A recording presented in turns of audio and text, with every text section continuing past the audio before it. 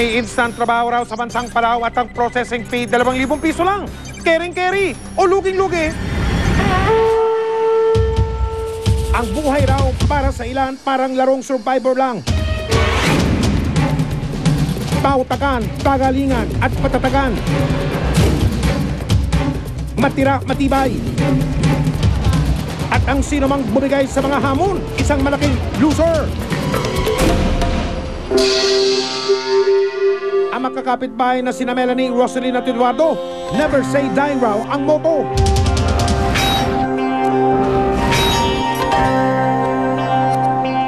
Kahit anong trabaho, tatanggapin daw nila para sa pagtataguyod ng kanilang pamilya. Para kasi sa akin, gusto ko makaipon kasi habang maliliit pa sila, kasi syempre mag-high school, mag-college. Then, ang ano ko nga sana ngayon, habang nabubuhay pa yung mga lolo at lola ko, gusto ko silang matulungan. Kaya naman itinuturing nilang isang malaking grasya ng alukin sila ng trabaho sa ibang bansa. Sabi po sa amin, sa Palau, Koror, doon daw po kami magtatrabaho bilang assistant cook or kitchen helper. Ang tanging challenge o hamon daw sa kanilang tatlo, magsumiti sila ng ilang papeles at konting alaga para makapagtrabaho sa isla ng Palau. Oh, di ba? Parang survivor lang. Nahinggayin po kami kasi agad-agad pag may passport na, aalis daw agad within 2 weeks. Sa reward challenge naman, pabilisan sa pagbabayad ng sukatan. Nahinggayin kami dun sa sabi niya na magbibigay lang kami ng 2,500 sa medical tapos meron pong CA na 2 buwan, bali 39,000. Bago po kami umalis, mimit kami ni attorney tapos meron kaming CA na 2 months. Pagkakataon na raw ito para makaroon sila ng tinatawag na immunity sa kahirapan.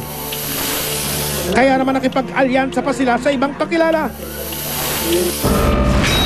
Dahil hindi pa makaalis dahil kulang pa, kailangan pa daw. Nung una sinabi niya, 2 laundry at saka 1 hardinero.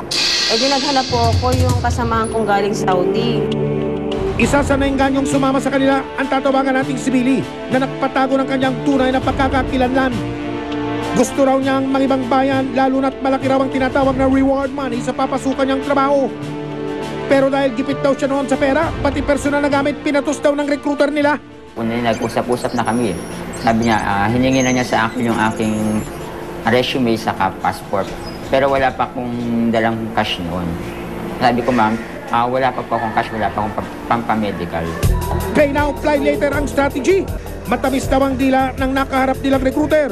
Kaya naman daw sila agad-agad na naniwala. Kasi ang una po niya sinabi sa amin, ang flight po talaga namin 28. Minute niya kami nagsabi siya na, pasensya na kayo, nagkamali ako sa flight. 29 pala. Kahit buhangin man lang ng isla ng Palau, hindi raw nila nasilayan. Kahit sa Palawan, hindi sila nakarating. Dahil ang recruiter na nanlimas ng pera nila, naku po, missing.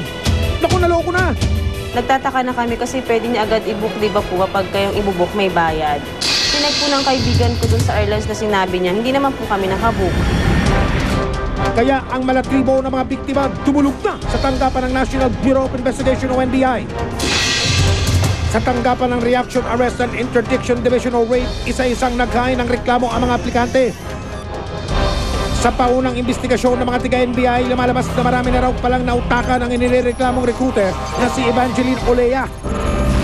Based kasi dun sa records namin since 1992, may mga records na siya for falsification of public documents, violation of BP22 or bouncing check law, estafa or swindling. So, she has numerous warrants of arrest for swindling and other cases as well.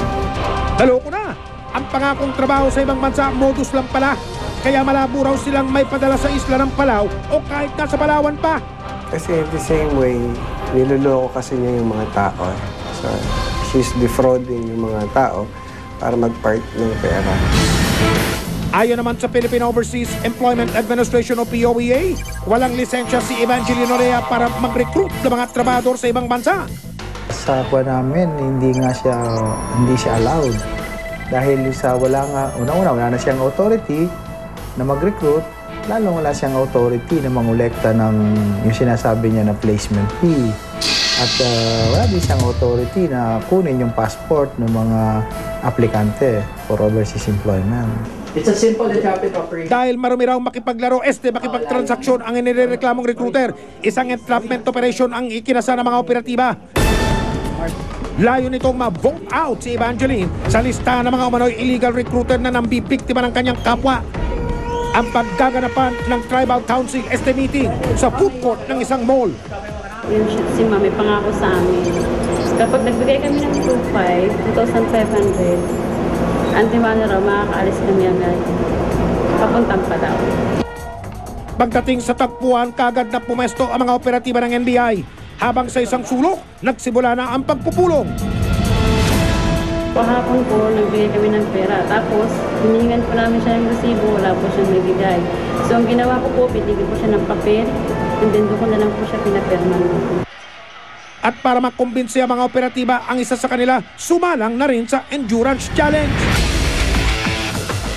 Walang kamalay-malay si Evangelina, ang inaakala niyang aplikante, NBI agent pala. Nako, bibigay kaya kagad si Evangeline o magtatagal pa ang laro? Ayun, tapos na ang hamon, huli na sa sapto. Kaya't na mga ahente ng NBI kagad siyang inaresto.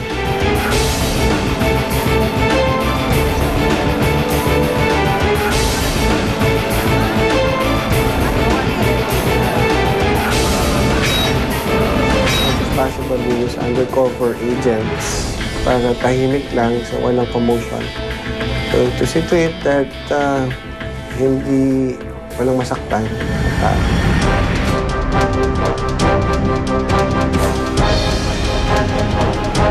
Sa tanggapan ng NBI raid, nagkaroon ng tinatawag na face-off o harapan ng dalawang kampo. Ang inireklamo at ang panid ng mga nagrereklamo. Alam niyo mga tiwala ko sa inyo, pero dinirepet namin yun, lalo kami na-discuss ng mga namin, yung mga nalaman namin, totoo kasi na Alagay naman ay hindi o ibabalik yung ano. illegal nga ako eh. Kung hindi kayo illegal, di ba? Lisensyado kayo. Eh, hindi ako lisensyado, wala. Wala kayong ibig sabihin, kung wala kayong license, illegal yung pagre-recruit nyo sa amin. Maring itinanggi ng inarestong si Evangelina ng ahas o ng traidor siya sa mga nagrereklamong grupo. Parang hindi naman ako talaga. Ako lang ang babae, umatang. Dahil sa panibagong kaso na kinasasangkutan ni Evangeline, ang bidang recruiter walang makukuwang immunity. We filed cases of estafa and violation of RA 8042 or yung Migrant Workers and Overseas Filipino Act of 1995 for illegal recruitment, large scale. Available siya kasi it's a capital offense. Naharap din si Evangeline Olea sa paglabag sa Republic Act No. 8042 o ang Migrant Workers and Overseas Act. Sa batas na ito, ipinagbabawal ang tinatawag na direct hiring na tulad ng ginawa ni Evangeline. So meron tayong ban on direct hiring provision dun sa labor code, yung under Article 18. May hire ang tawag namin dyan. Dito sa proseso na to, ito yung yung aplikante diretso sa employer. Walang intervention ng third party. Kaya naman mahalaga raw na sa mga lehitimong opisina ng recruitment agency lang daw dapat makipagtransaksyon ang mga gustong magtrabaho sa ibang bansa. Under the POA rules, yung mga recruitment agencies, yung mga licensed recruitment agencies are only allowed to conduct recruitment at their registered address. Hindi na-allow yung mga house-to-house. Illegal din yung magre-recruit ka sa mga mall, dito sa mga fast food. Yun yung mga indikasyon na illegal recruitation. May mga paraan naman daw para malaman kung lehitimo ang isang nagpapakilalang recruiter. Marami kami mga programa dyan. So yung approach namin sa illegal recruitment dalawa. Isa yung preventive and isa yung remedial. Para maiwasan natin yung mga illegal recruitment, lagi magtanong lang sa POA. Meron kami ditong info center. Pwede naman nilang bisitahin yung website ng POA, yung www.poa.gov.ph.